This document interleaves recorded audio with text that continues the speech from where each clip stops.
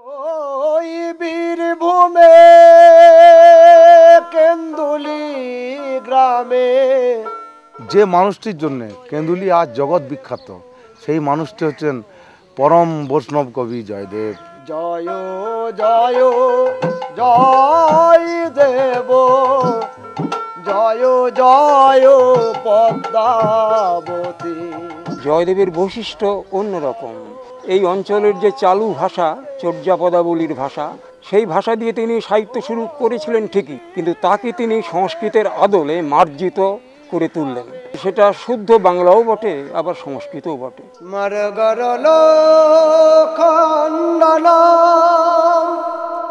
মম শিরসি মণ্ডন দেহি পদ পল্লব মুদারম।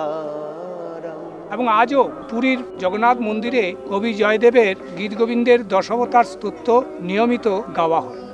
ওঙ্কার সদ্গুরু প্রসাদ। এটা হচ্ছে ভগত জয়দেবের গুরু গ্রন্থ সাহিব তে বাণী, যেটা গুরুদ্বারাতে প্রতিদিনই পাঠ করা হয়। কবি জয়দেবের নামেই নামকরণ জয়দেব মেলা। এ আজকে প্রায় 350 বছর আগেকার পুরনো।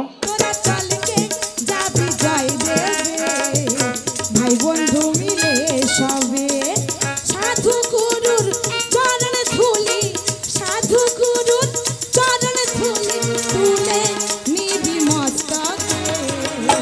আমি মনে করি সাগরে যে স্নান করলে পুণ্য অর্জন হয়, এই জয়দেব তীর্থভূমিতে স্নান করলে সেই পুণ্য অর্জন করা যায়। দূর দূরান্তর থেকে যে মানুষ আসে শুধু বাউলের টানে আসে। কিন্তু বাউলের দেবতা মানুষ, মানুষের দেবতা বাউল।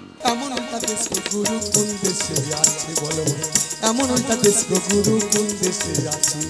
In Baul I found that he is going to be a perfect human. Philosophical idea and telling some teaching.